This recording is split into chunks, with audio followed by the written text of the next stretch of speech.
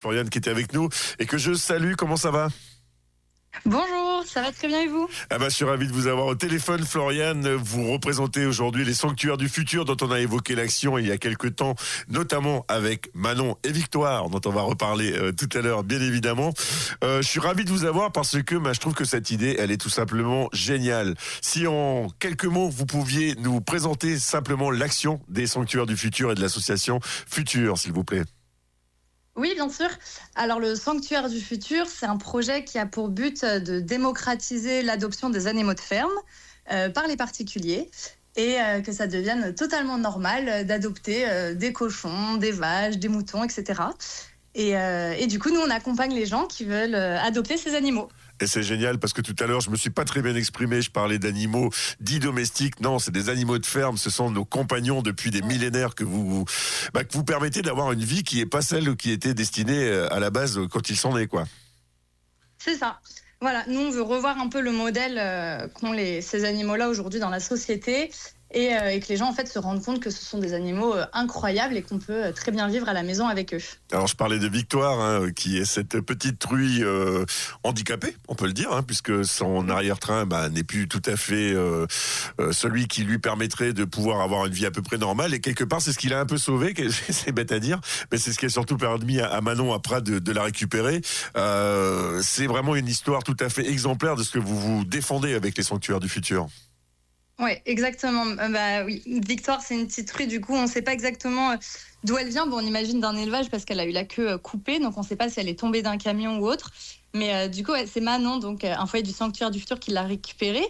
Et là, ce week-end encore, on était du coup chez Manon avec des bénévoles pour un chantier participatif pour faire un abri spécialement conçu pour Victoire et son handicap. Effectivement, on a fait un petit appel ici, pour rien vous cacher, Floriane, pour rejoindre, si vous le pouviez, ce chantier participatif, mais je crois que ça a plutôt bien fonctionné en plus.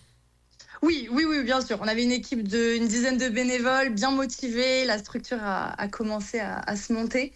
Donc c'est chouette de voir l'évolution et on a hâte que Victoire elle rejoigne ce nouvel abri.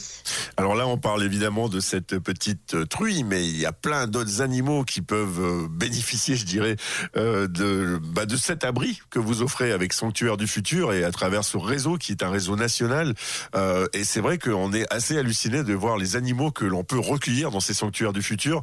Halluciné parce que je pense qu'il y a des personnes qui, lorsqu'ils adoptent un animal, se rendent pas forcément compte de la charge que ça représente. Je pense à des chevaux, évidemment, lorsqu'on évoque ça, mais aussi, pourquoi pas, d'autres animaux, parce qu'il y en a des vraiment... il y a tous les animaux, nos compagnons de la ferme, que l'on peut retrouver dans ces Sanctuaires du Futur. Ouais, c'est ça. Ouais, il y a des vaches, il y a des moutons, il y a des ânes, des chevaux. Enfin voilà, et c'est surtout que tous ces animaux, ça a aussi un coût, parce qu'il faut s'en occuper au même titre qu'un chien ou qu'un chat, donc il faut adapter l'environnement aussi à l'adoption de ces animaux. Et c'est vrai que... tout le monde ne se voit pas adopter ces animaux, mais c'est pour ça que nous, on est là aussi pour pouvoir les accompagner. On fournit des fiches techniques pour que les gens puissent bien comprendre comment vivent les espèces. Il y a des groupes d'entraide aussi pour tous les foyers où ils peuvent s'entraider sur des soins quotidiens, sur l'alimentation, etc. Nous, on apporte une expertise un peu, on va dire, plus globale. Et les foyers, eux, s'entraident entre eux sur leur mission un peu quotidienne, sur le fait de vivre avec ces animaux. Et aujourd'hui, le Sanctuaire du Futur, c'est 90 foyers et plus de 1200 animaux qui ont rejoint l'aventure. Et cette idée, alors ça c'est génial parce que c'est des beaux chiffres d'ores et déjà, Floriane, mais cette idée justement de conseil, de réseau et de se conseiller en réseau, de se donner comme ça, quelle que soit la région où l'on se trouve, des conseils, je peux pas dire beaucoup mieux que ça, c'est que ça fait partie vraiment du départ. Il y a quelque chose de l'ordre de... C'est presque de l'éducation populaire, je dirais. Oui, c'est ça. On a du coup la majorité de nos foyers quand même qui sont en France, mais on en a aussi du coup à l'étranger. On en a en Belgique, en Espagne, au Portugal. On a même un foyer qui est au Nicaragua qui sauve des chevaux destinés en fait à tirer des charrettes. Donc elle a créé son petit refuge. Et c'est vrai que nous, l'idée en fait, c'est de se dire n'importe qui peut adopter des animaux de ferme en amont, en fait, il faut se renseigner, il faut avoir l'espace, etc. Mais nous, l'idée, c'est que des personnes qui n'avaient pas l'idée d'adopter des moutons à la place d'un chien, ben voilà, c'est qu'elles soient accompagnées, c'est qu'elles puissent faire les choses bien, qu'elles peuvent les accueillir dans des bonnes conditions. Et en fait, en changeant petit à petit, en fait, en intégrant les animaux chez nous, les gens vont sûrement les voir d'une autre manière que le fait de les consommer. Et en fait, comme ça a été fait en fait, pour le chien et le chat, puisqu'il y a encore 100 ans, on mangeait du chien en France. Ouais. Et en fait, en les adoptant massivement dans nos foyers, on s'est rendu compte que, en fait, c'est pas des animaux qu'on consommerait si on les avait chez nous. Donc l'idée du sanctuaire, c'est vraiment ça, c'est de changer les regards, changer les mentalités et se dire, ok, je peux adopter une dinde chez moi et la personne se dira peut-être à Noël, je vais peut-être plus manger de dinde vu que je me rends compte à quel point ce sont des animaux incroyables, quoi. Mais oui, et vraiment parce que d'abord ils sont sensibles ces animaux, et puis c'est vrai qu'on a toujours une vision consommatrice de l'animal, tout simplement, de sa viande, bien sûr. Sauf que ces animaux, ils ont tous une intelligence, ils sont sûrement étonnants. Je vais être tout à fait honnête, Floriane. Moi, pendant longtemps, je regardais les poules avec un regard un petit peu condescendant. C'est le moins que l'on puisse dire. Je trouvais que c'était pas très. Et en fait, un jour, c'est un ami qui dit non mais regarde, c'est vraiment loin d'être imbécile, etc. Et il suffit simplement de se pencher, de regarder, puis vous avez beaucoup moins envie de manger du poulet derrière.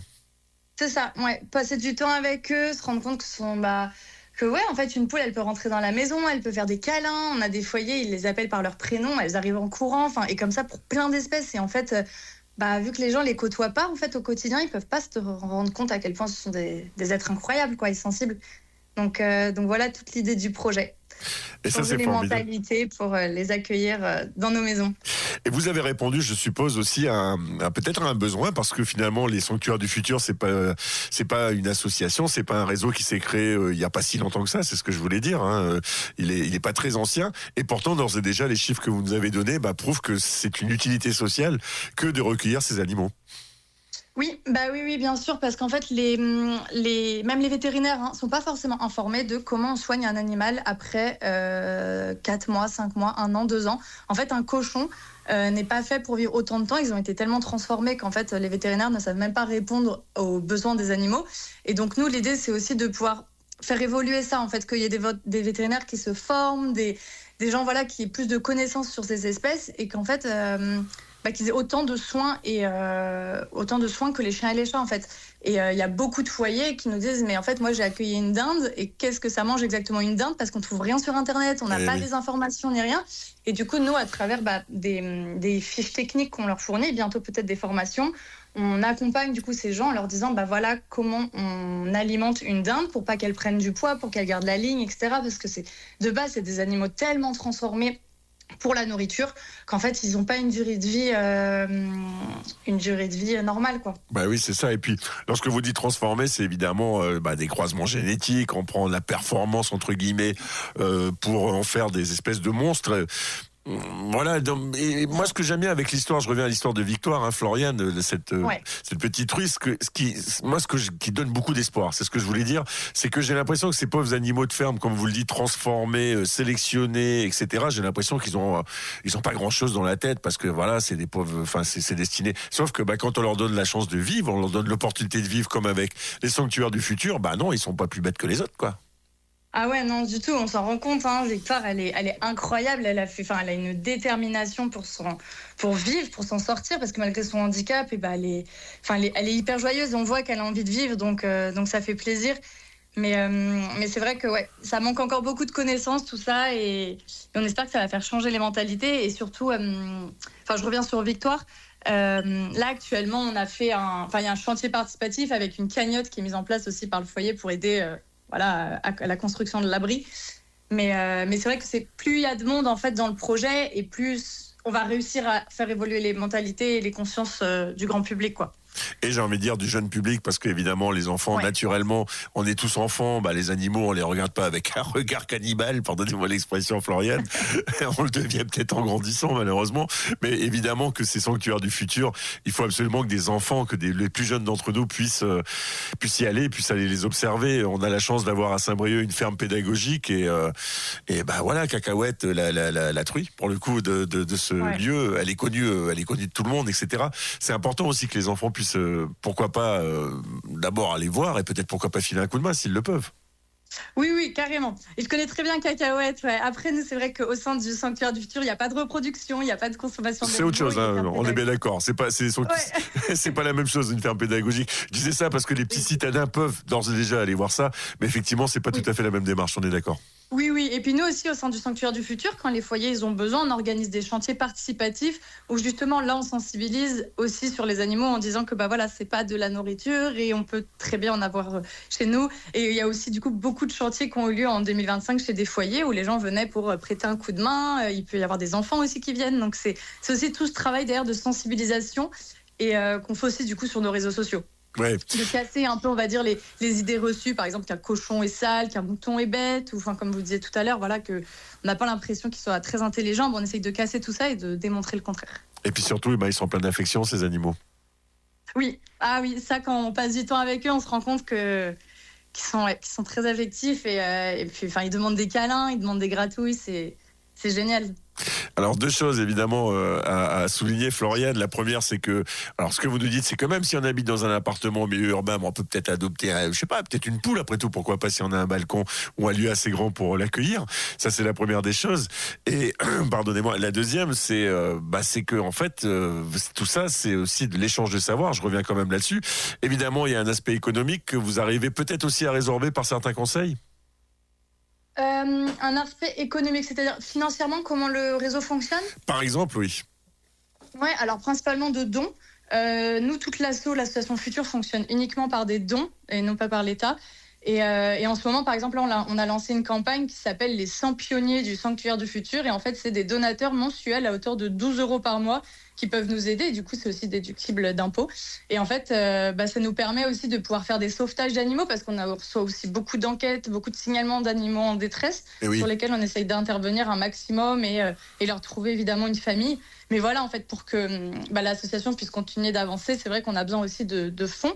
Et nous, là, l'idée des 100 pionniers, c'est un fonds fixe qu'on aurait tous les mois et où on pourrait piocher pour continuer de faire des sauvetages et de faire grandir le réseau des foyers du sanctuaire. Et puis on a besoin d'énergie humaine, un peu à l'image donc de cet abri qui a été construit sur un week-end. C'est aussi des moments de convivialité. Vous défendez aussi la rencontre des personnes qui ont cet idéal commun de faire vivre ces animaux le plus longtemps possible. Ouais, c'est ça. Nous, en gros, on veut aussi que les gens se sentent moins isolés, c'est-à-dire souvent les gens qui ont des animaux de ferme, ils sont tout seuls à la campagne, etc. Et nous, l'idée, c'est vraiment de rassembler les gens, de se dire, vous n'êtes pas tout seul, vous avez un accompagnement derrière, vous êtes beaucoup à sauver des animaux de ferme. Et l'idée d'avoir un réseau comme ça où les gens puissent échanger, ils trouvent ça génial. Et nous, ça nous permet aussi de pouvoir parler avec tout le monde, quoi. Et c'est super cool de s'entraider, etc. Et on a même un réseau de bénévoles sur WhatsApp où plein de gens nous rejoignent pour justement pouvoir participer à tous ces chantiers participatifs, aider lors du transport d'animaux, du sauvetage, des enquêtes. Donc voilà, les gens peuvent nous rejoindre. On a un compte Instagram et dans notre bio, il y a toutes les informations si jamais il y en a qui sont intéressés. Donc c'est Sanctuaire du Futur, c'est bien ça? Ouais, Sanctuaire du Futur, et l'association qui est porteur de ce projet, c'est l'association Futur. L'association Futur, ça se retient, c'est très facile à retenir. Mais en tout cas, on continuera à s'y intéresser à cette association Futur, à ces sanctuaires du futur, parce que il y a eu aussi, il y a aussi des parcs que moi j'invite à visiter. Je pense notamment à ce qu'il y a dans le Sud Finistère, Ménesmer, où on peut voir des animaux de la ferme à l'état naturel, et vous allez vous rendre compte que c'est pas tout à fait ceux qu'on voit ailleurs, et ceux qu'on voit ailleurs, ils ont aussi l'opportunité d'avoir une vie, parce que c'est tout simplement ça, grâce à ce que vous faites. Moi, j'ai vu une pie-noire dans ce fameux parc Ménesmer une fois, et franchement, c'est génial, c'est pas du tout l'animal qu'on s'imagine, c'est une toute petite vache, etc. C'est aussi ça finalement, c'est de pouvoir préserver certaines, j'ai du mal à dire races, mais enfin certains types d'animaux. Effectivement, c'est aussi ça le début de Sanctuaire du Futur, évidemment. Oui, c'est surtout de donner une chance à ceux qui en ont pas, ceux qui sortent d'élevage, ceux qui ont eu de la chance de pouvoir s'échapper, de sortir de maltraitance et qui trouvent un foyer où ils auront autant de respect qu'un chien sur un canapé ou qu'un chat. Exactement. Alors, juste avant de prendre l'antenne tout à l'heure, je râlais parce que, évidemment, il y a un sénateur qui veut absolument nous faire passer sa loi du plomb numéro 2, on va le dire directement. Voilà, on est bien d'accord. Là, c'est tout à fait l'inverse que vous défendez au Sanctuaire du Futur, c'est le vivant, et le vivant en bonne santé. Exactement.